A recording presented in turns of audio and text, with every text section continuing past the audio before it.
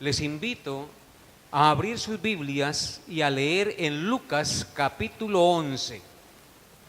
Lucas capítulo 11, versículos 37 al 54. Lucas 11, versículos 37 al 54. Dice así la santa y bendita palabra de Dios. Mis hermanos, antes de leer, quiero que usted sea consciente que lo que vamos a leer es la inescrutable, siempre viva y poderosa palabra de Dios, y por tanto lo debemos hacer con reverencia y con el mayor entendimiento. Leamos pues juntos la palabra de Dios. Versículo 37. Luego que hubo hablado, le rogó un fariseo que comiese con él, y entrando Jesús en la casa, se sentó a la mesa. El fariseo, cuando lo vio, se extrañó de que no se hubiese lavado antes de comer. Pero el Señor le dijo: ahora bien, vosotros los fariseos limpiáis lo de afuera del vaso y del plato, pero por dentro estáis llenos de rapacidad y de maldad. Necios, el que hizo lo de afuera, ¿no hizo también lo de adentro? Pero dad limosna de lo que tenéis, y entonces todo os será limpio. Mas ay de vosotros, fariseos, que diezmáis la menta y la ruda y toda hortaliza, y pasáis por alto la justicia y el amor de Dios. Esto era necesario hacer sin dejar de hacer aquello. Ay de vosotros, fariseos, que amáis las primeras sillas en las sinagogas y las salutaciones en las plazas. Ay de vosotros, escribas y fariseos, hipócritas, que sois como sepulcros que no se ven, y los hombres que andan encima no lo saben.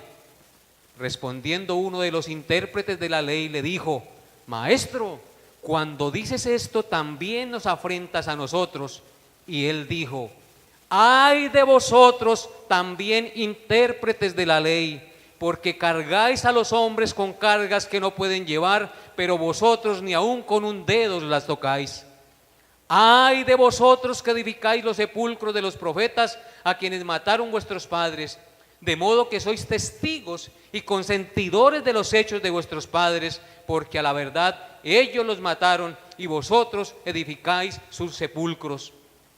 Por eso la sabiduría de Dios también dijo: les enviaré profetas y apóstoles, y de ellos a unos matarán y a otros perseguirán, para que se demande de esta generación la sangre de todos los profetas que se ha derramado desde la fundación del mundo, desde la sangre de Abel hasta la sangre de Zacarías, que murió entre el altar y el templo.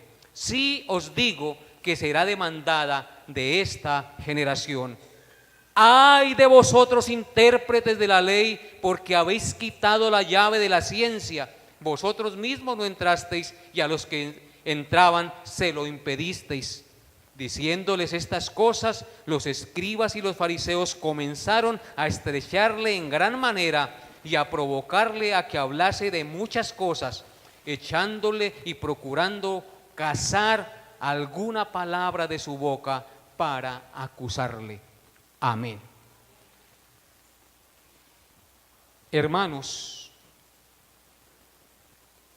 la predicación lleva por título 7 severas confrontaciones.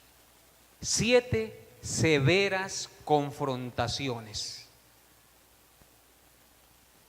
Este es uno de los pasajes más confrontadores y duros que el Señor haya hecho contra los religiosos. En este pasaje que acabamos de leer, Cristo hace 7 duras y confrontadoras acusaciones. Las primeras 4 confrontaciones son hechas a los fariseos, y las últimas 3 son hechas a los escribas que eran los doctores expertos e intérpretes de la ley. Noten lo que dice el verso 45. Respondiendo uno de los intérpretes de la ley le dijo: Maestro, cuando dices esto también nos afrentas a nosotros. Y él dijo: hay de vosotros también intérpretes de la ley. De ahí para adelante son confrontaciones y acusaciones para los escribas, para los intérpretes y doctores de la ley.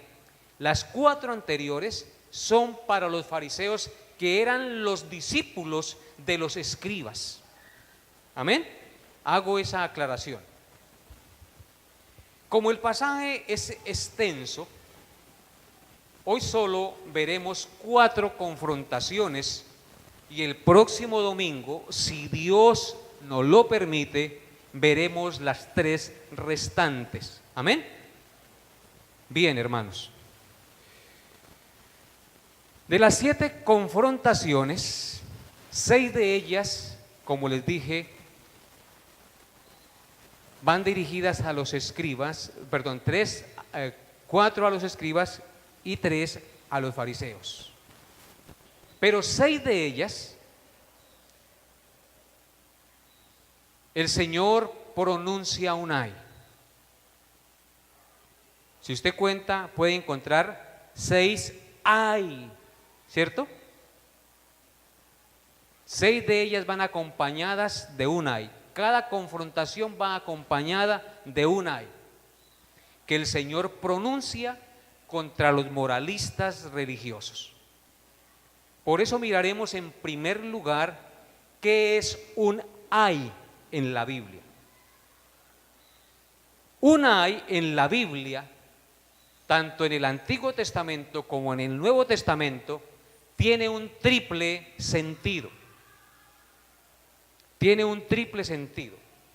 En primer lugar, son expresiones de denuncia del pecado.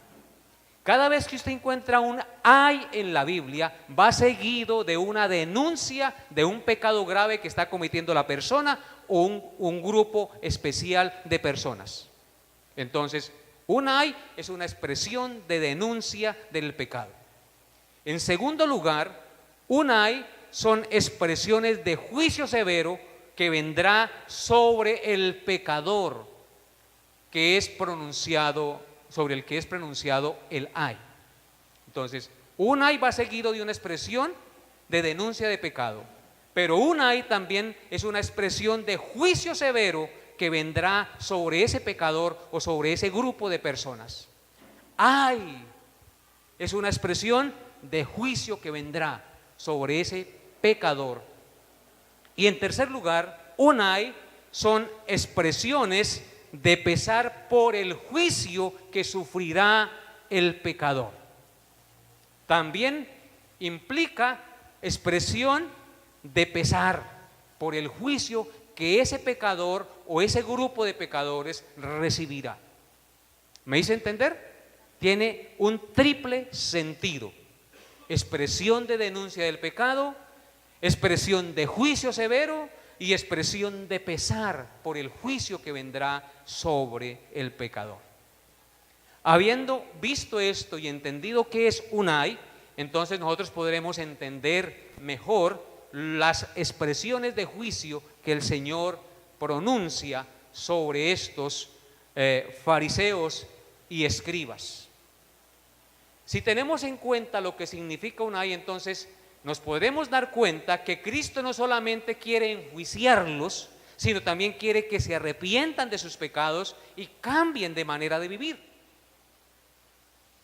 Cristo en este pasaje confronta duramente a los moralistas religiosos con su pecado, porque la confrontación, hermanos, hace la diferencia entre el verdadero cristiano y el falso cristiano. Sin confrontación no hay arrepentimiento. Es verdad, hermanos, si nosotros no somos confrontados duramente con nuestro pecado, nosotros no somos sacudidos y entramos en razón para abandonar el pecado que estemos cometiendo. Si vamos a las personas con risitas y con adulaciones y nos da temor decirle que está equivocado en su actuación y no lo confrontamos a la luz de la palabra de Dios con su pecado, esa persona sigue en sus andanzas. La confrontación es lo que hace la diferencia. Lamentablemente en nuestras iglesias modernas poco se confronta al hombre con su pecado.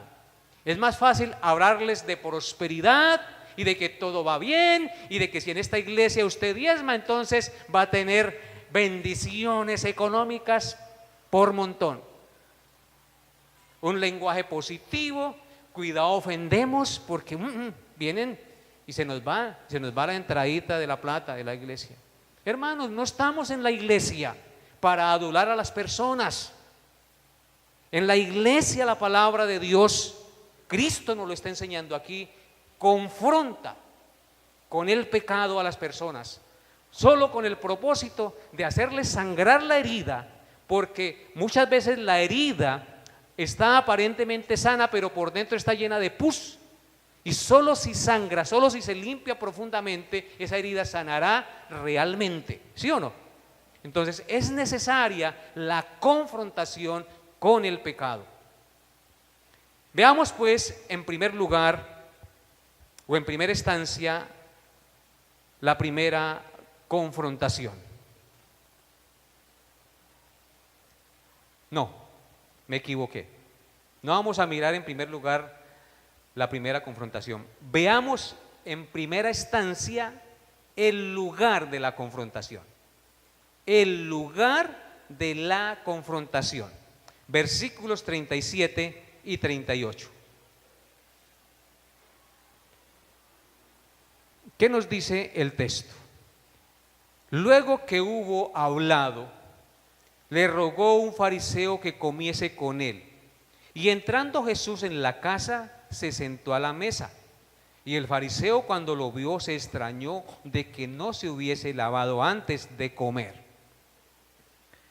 Vemos que el lugar de la confrontación o de esta drástica confrontación que el Señor tuvo con los fariseos y los escribas ocurre en la casa de un fariseo que le invitó a comer.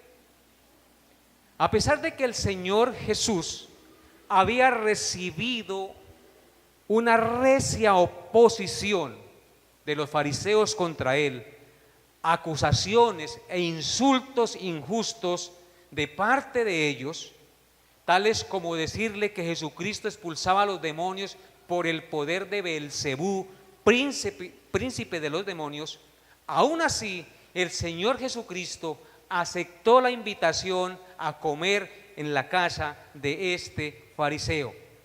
Eso también nos enseña a nosotros que nosotros no debemos ser rencorosos con las personas aunque nos traten mal, aunque nos traten y nos pongan zancadilla en nuestro caminar.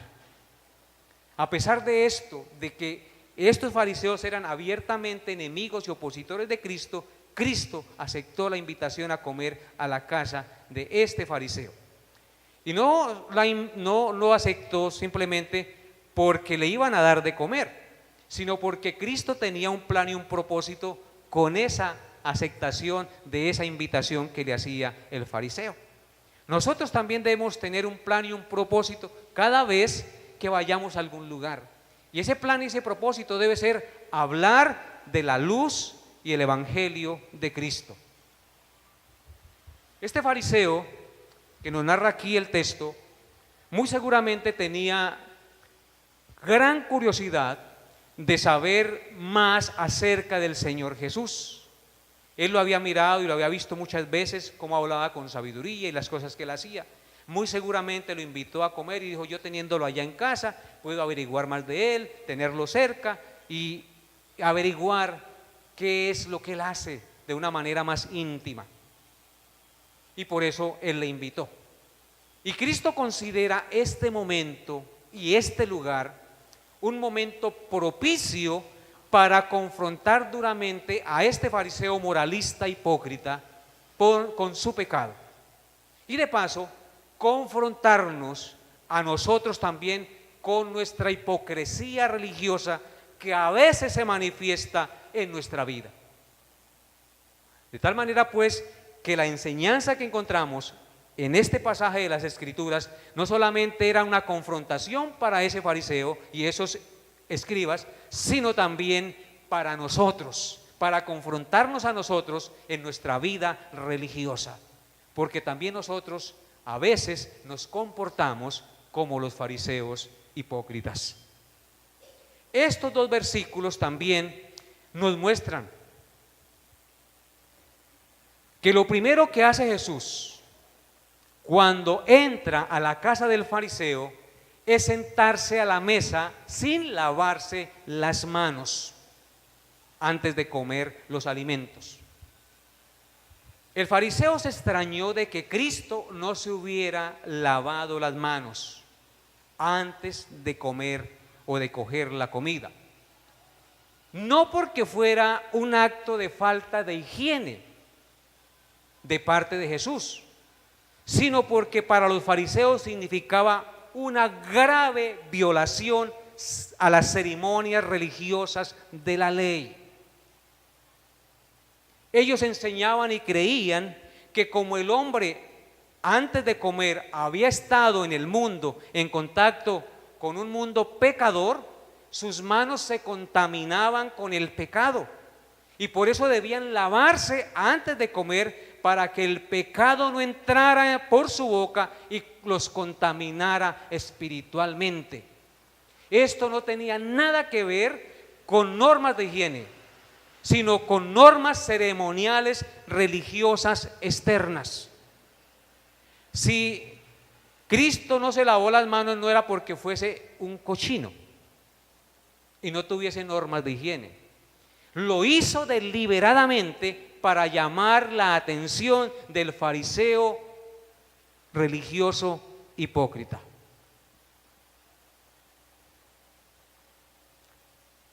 Cristo es muy sabio y muy entendido y busca y propicia las ocasiones para confrontarnos y ponernos contra la pared y hacernos ver el error y la perversidad que tenemos en nuestro corazón. Y Cristo, cuando ve que el fariseo se extrañó por no lavarse las manos, sin que el fariseo le dijese una palabra, porque ahí no dice, el fariseo cuando le vio se extrañó que no se hubiese lavado antes de comer. No, este hombre, si fuese un verdadero religioso, se hubiese lavado las manos, pensó para dentro de sí. Y entonces Cristo aprovecha esto que él está pensando y este momento para lanzar 7 severas acusaciones contra los moralistas religiosos. Veamos ahora sí, en primer lugar, la primera confrontación. Versículos 39 al 41. Pero el Señor le dijo, antes de que el fariseo dijese o manifestase algo, el Señor le dijo, ahora bien, vosotros los fariseos limpiáis lo de afuera del vaso y del plato, pero por dentro estáis llenos de rapacidad y de maldad. Necios, el que hizo lo de afuera, ¿no hizo también lo de adentro? Pero dad limosna de lo que tenéis y entonces todo os será limpio. Amén. Jesús, conociendo lo que el fariseo pensaba y creía acerca del no haberse lavado las manos para comer, utiliza la metáfora de los platos limpios por fuera, pero sucios por dentro, para confrontarlo con la maldad y el engaño de su corazón. Cristo está sentado a la mesa y ahí hay unos platos y unos vasos. Y él se le ocurre inmediatamente hablar de vasos limpios y de platos limpios por fuera, pero por dentro sucios. Toma esa metáfora para darle una ilustración y confrontarlo con la maldad de su corazón.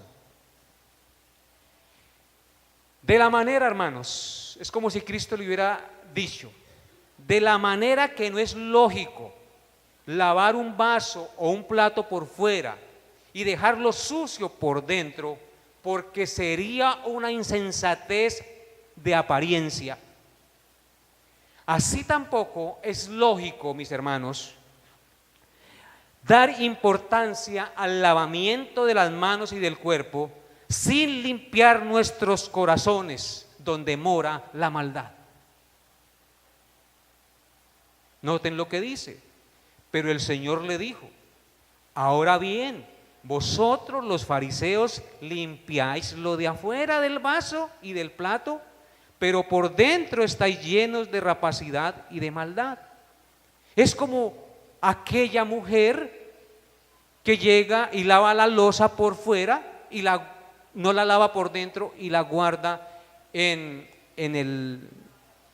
¿cómo es que se llama?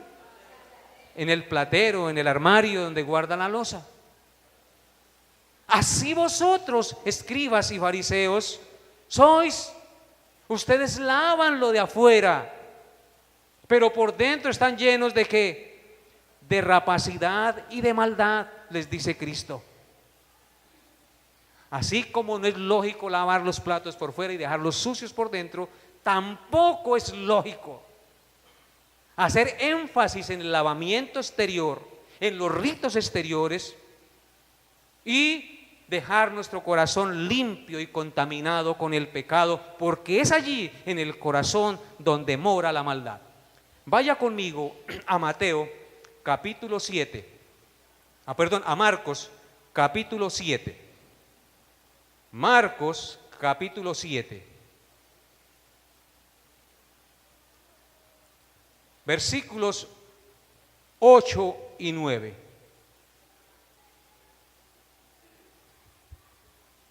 Esto era lo que estaba pasando con los fariseos y lo que pasa hoy en día, aún entre el mismo pueblo de Dios, entre la cristiandad. Noten lo que dice Marcos 7, 8 y 9. Porque dejando el mandamiento de Dios, os aferráis ¿a qué? A la tradición de los hombres, los lavamientos de jarros y de los vasos de beber, y hacéis otras muchas cosas semejantes. Les decía también, bien invalidáis el mandamiento de Dios para guardar vuestra tradición. Aquí que está hablando el Señor Jesucristo, que la gente deja el mandamiento de Dios, lo que está claramente explícito en las Escrituras, y se agarra y se aferra a las tradiciones de los hombres. ¿No es eso lo que pasa en el catolicismo, hermanos? Que se aferran a las tradiciones de los hombres e invalidan el mandamiento de Dios por su tradición, para guardar lo que los hombres les enseñan. Adelántese a Mateo 7, 14 y 15, por favor. Mateo 7, 14 y 15. Y llamando así a toda la multitud les dijo, oídme todos y entended. ¿Les dije Mateo? ¿O no? Es en Marcos, perdón. A Marcos 7, 14 y 15. Qué pena. Marcos 7, 14 y 15. En el mismo capítulo donde estábamos. ¿Ya están ahí? Les pido perdón yo, porque tuve un lapsus de libro. Cambié Marcos por Mateo.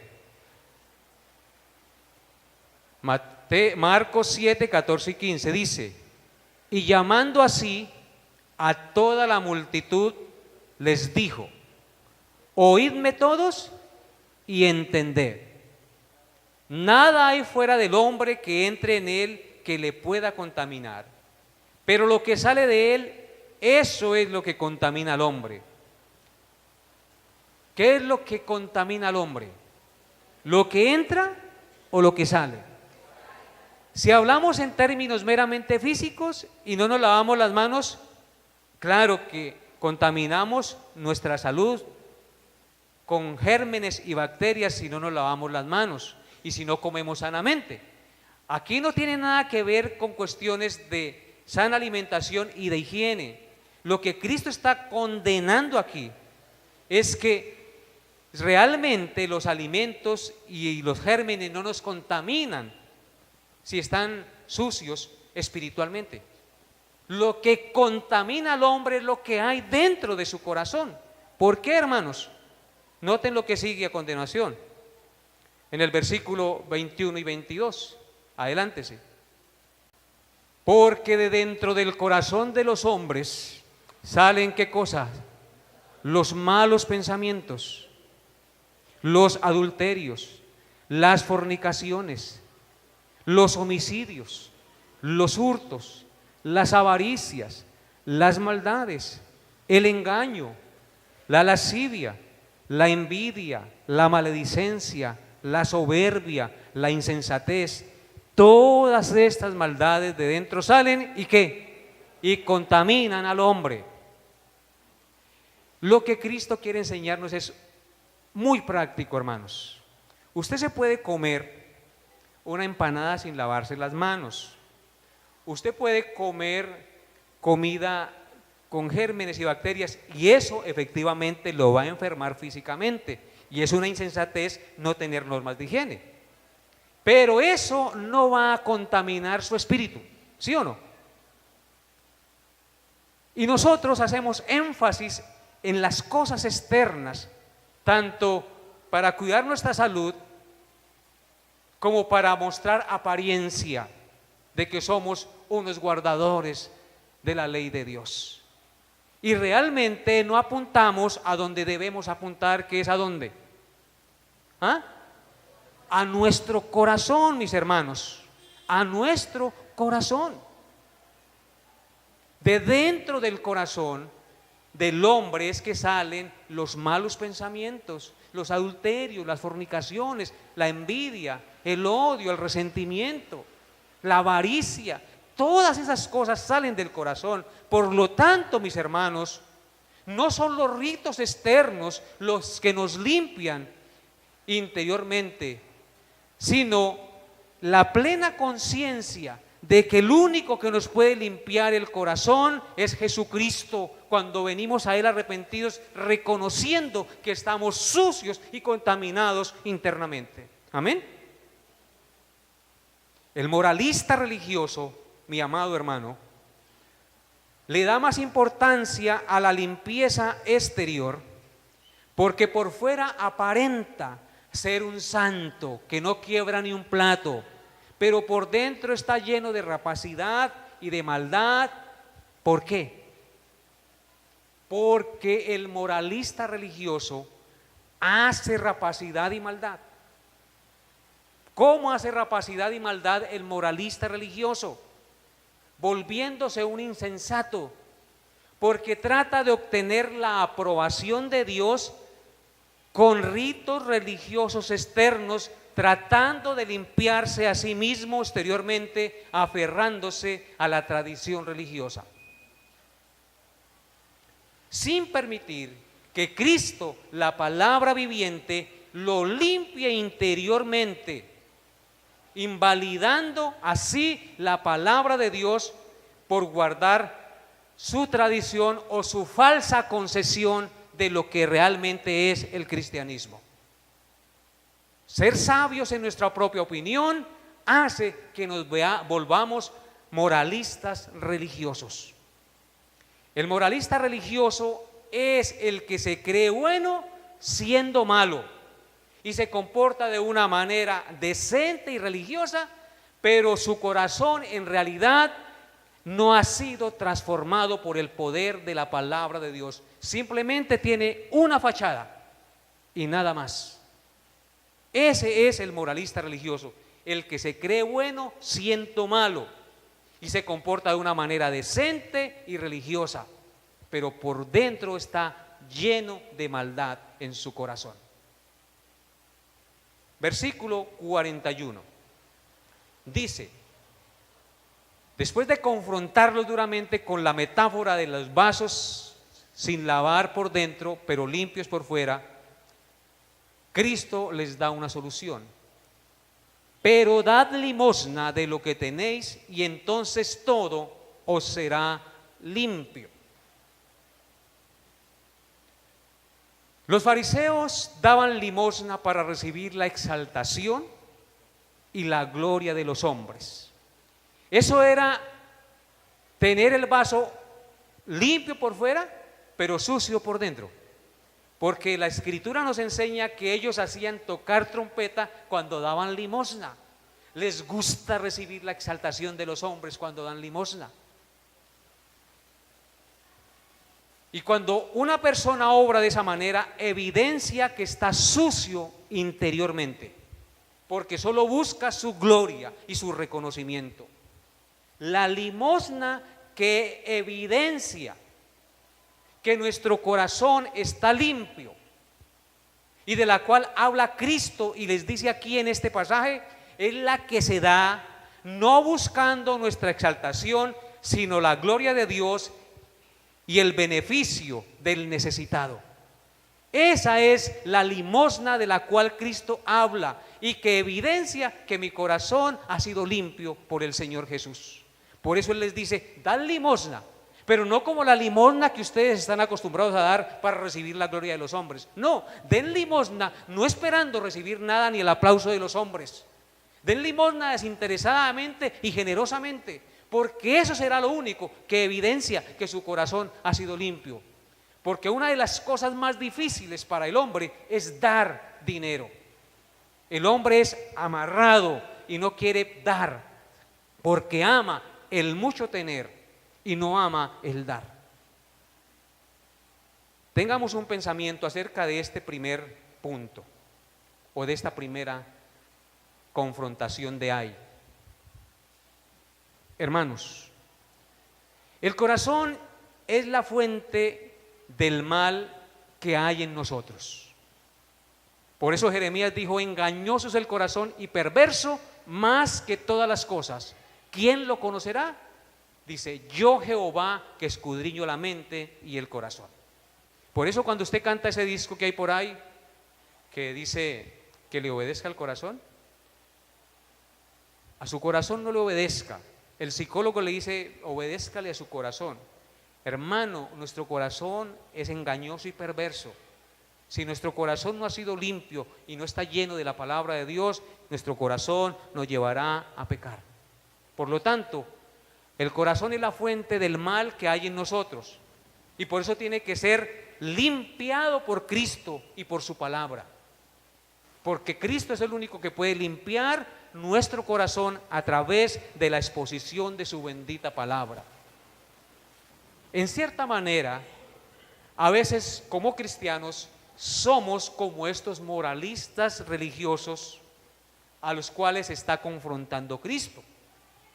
Dedicamos más tiempo a guardar y a embellecer nuestra apariencia exterior que a limpiar y a embellecer nuestro corazón, ¿sí o no? Dedicamos más tiempo a eso, más tiempo al maquillaje, más tiempo a la lipoescultura, más tiempo al ejercicio, más tiempo al vestido, más tiempo a vernos muy bonitos por fuera. Pero ¿qué tanto tiempo usted le dedica a embellecer su corazón? A limpiar su corazón del odio, del resentimiento, del rencor y de toda esa maldad que habita en él. ¿No les parece, hermanos, que somos insensatos? Y que tenemos un desbalance. Ahora, yo no estoy diciendo aquí que usted no se arregle y no se embellezca exteriormente, porque también sería una desfachatez que usted no se arreglara y no se embelleciera exteriormente. Pero así como hace una cosa, no deje de hacer la otra, porque lo más importante es que lo de adentro, no lo exterior. Hermanos, por eso es que Proverbios 4:23 nos dice lo siguiente, vaya ya conmigo. Proverbios 4:23 nos dice lo siguiente, que está muy de acuerdo a lo que les estoy hablando en esta mañana. Dice, Escuchen, por favor, mis hermanos, esto es supremamente importante. Sobre toda cosa que guardada, guarda tu corazón, porque de él mana la vida. Sobre toda cosa guardada, usted guarda el carro, usted guarda su casa, usted guarda su cuerpo, guarda su salud, pero guarda su corazón. Ahora, yo no me estoy refiriendo al corazón, la bombita que bombea su sangre por todo el organismo. Cuando la Biblia habla del corazón, habla de la mente, del asiento de los pensamientos y las emociones. Porque también es bueno guardar nuestro corazón físicamente, del colesterol para que no nos dé un infarto, claro. Aquí el corazón significa guarda tu mente, guarda el asiento de tus emociones y de tu voluntad. Límpialo con la bendita palabra de Dios. Llena tu corazón de palabra y entonces ¿qué? Serás limpio y serás agradable a los ojos de Dios. Y noten lo que dice Samuel 16, 6 y 7. Primer libro de Samuel 16, 6 y 7 en el Antiguo Testamento.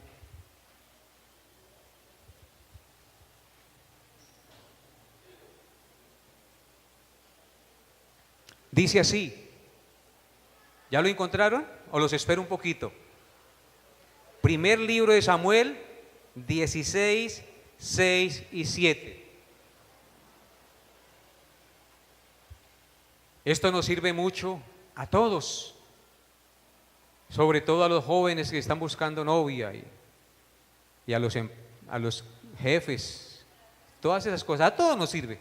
Dice, y aconteció, en el verso 6 del capítulo 16, y aconteció que cuando ellos vinieron a él, vio a Eliab y dijo, de cierto delante de Jehová está su ungido. Eliab era un hombre alto y fornido, uno de los hijos de Isaí. Y el profeta Samuel dijo, mire, este va a ser el rey de Israel, porque lo vio alto y fornido y más valiente que todos los otros. Y Jehová respondió a Samuel, no mires a su parecer, ni lo grande de su estatura, porque yo lo desecho. Porque Jehová no mira lo que mira el hombre, pues el hombre mira lo que está delante de sus ojos, pero Jehová mira, ¿qué cosa? El corazón. Así es que Jehová, Él también lo mira aquí en la mañana del domingo, vestidito y bien perfumado como usted viene a la iglesia. Pero realmente Él lo que está mirando, ¿qué es? Su corazón. Su corazón, mis amados hermanos. Preocupémonos de limpiar cada día nuestro corazón con la palabra de Dios. ¿Con qué limpiará el joven su camino? Con guardar su palabra. ¿Con qué limpiará el adulto y el viejo su camino? Con guardar su palabra. Uno dice, no es que ese versículo es para los jóvenes. No, mis hermanos, solo hay una manera de limpiar nuestro corazón, guardando la palabra de Dios. Y Cristo le dijo a sus apóstoles, ya vosotros estáis limpios con la palabra que os he hablado. Bendito el Señor. O sea que tenemos una herramienta poderosísima para limpiar nuestro corazón. Es leyéndola, meditándola y aplicándola a nuestra vida. Y si usted hace ese ejercicio en plena certidumbre de fe, créame que su corazón será más limpio cada día. Bienaventurados los de limpio corazón, porque ellos verán a Dios. Tenga siempre eso en mente. Tenga siempre eso en mente. Veremos a Dios los de limpio corazón. Bendito sea nuestro Señor. Bien, hermanos, veamos la segunda confrontación. Versículo 42. Dice, mas ay de vosotros fariseos, que diezmáis la menta y la ruda, y toda hortaliza, y pasáis por alto la justicia y el amor de Dios. Esto os era necesario hacer, sin dejar de hacer aquellos.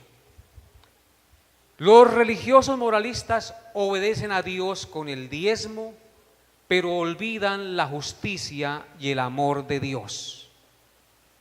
De esto que Cristo los acusa en este pasaje, podemos comentar tres cosas. En primer lugar, Jesús no está diciendo aquí que diezmar es un acto malo de religiosidad. Diezmar es un mandato de Dios y debe hacerse con gozo y con fe y en un acto de agradecimiento y de adoración al Señor. Jesús lo que está diciendo aquí o está haciendo en este lugar es tomar el diezmo como una ilustración para enseñarles el grave pecado en que estaban cayendo los fariseos moralistas religiosos.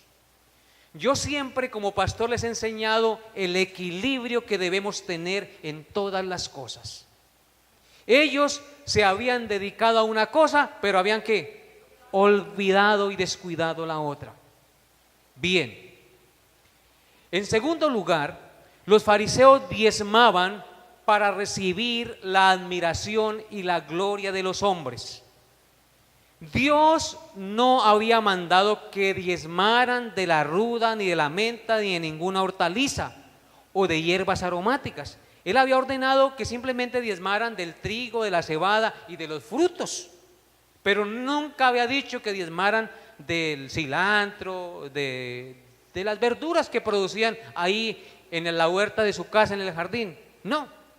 Sin embargo, para que los sacerdotes y todos los que los veían dijeran que ellos eran más fieles en diezmar a Dios de todo lo que tenían, diezmaban de toda hortaliza y hierba que tuvieran en el jardín.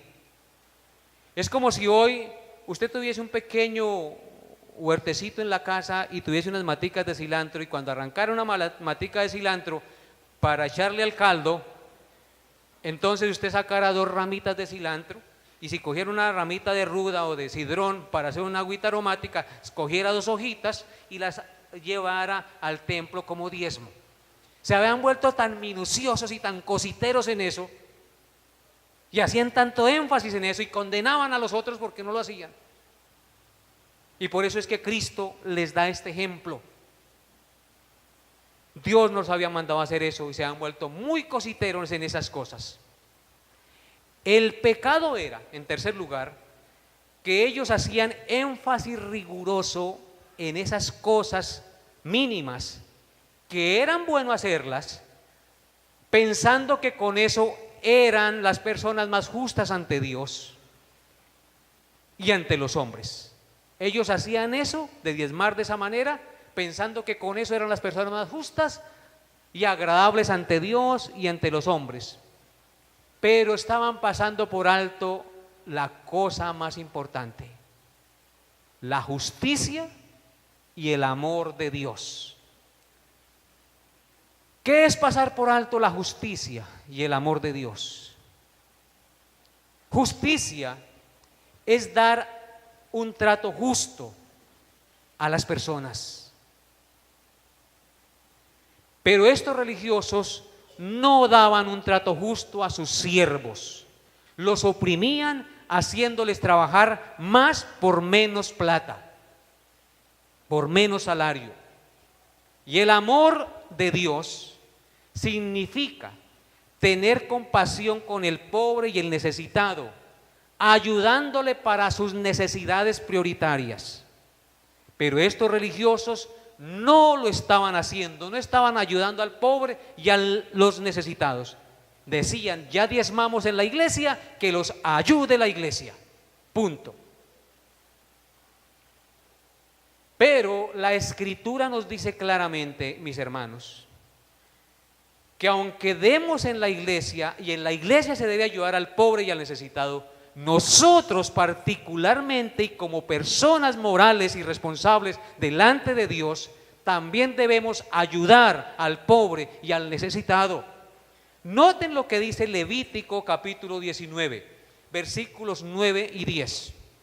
Levítico capítulo 19, versículos 9 y 10. Dice: cuando ciegues la mies de tu tierra, le está hablando al agricultor, al campesino de Israel, cuando ciegues la mies de tu tierra, no segarás hasta el último rincón de ella, ni espigarás tu tierra segada, y no rebuscarás tu viña, ni recogerás el fruto caído de tu viña. Para el pobre y para el extranjero lo dejarás, yo Jehová vuestro Dios. ¿Cuál era el mandato entonces? No era solamente dar el diezmo, sino también tenían que ser generosos con el pobre, ellos en particular, y con el necesitado. Pero estos fariseos se estaban descargando en que como llevaban el diezmo a la iglesia, ya no tenían más responsabilidad con el pobre y el necesitado. Ahora noten lo que dice Deuteronomio 24, capítulos 14 y 15. Deuteronomio 24, versículos 14 y 15. También se estaban olvidando del amor de Dios. Verso 24 de Deuteronomio 24.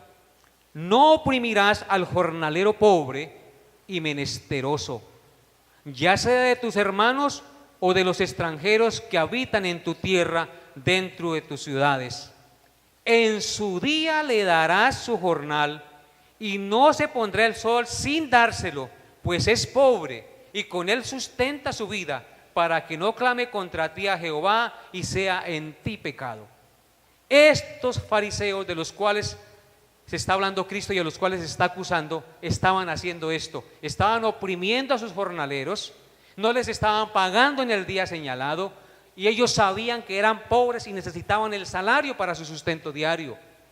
Se estaban olvidando del amor de Dios y de la justicia de Dios, porque decían, yo diezmo y entonces con eso soy cumplidor de todo y soy el más justo delante de Dios. No, mis hermanos, así como tenemos obligaciones dadas por Dios para la iglesia, tenemos obligaciones personales en nuestro diario vivir, donde nos movemos para con el pobre y con el necesitado. Bien, hermanos, ahora vaya conmigo al Salmo 41, versículos 1 al 3. Salmo 41, versículos 1 hasta el 3. Dice, quiero que todos estén allí, hermanos. Salmo 41, versículos 1 hasta el 3. Dice, bienaventurado el que piensa en el pobre, en el día malo lo librará Jehová. Jehová lo guardará y le dará vida. Será bienaventurado en la tierra y no lo entregarás a la voluntad de sus enemigos. Jehová lo sustentará sobre el lecho del dolor, mullirá toda su cama en su enfermedad.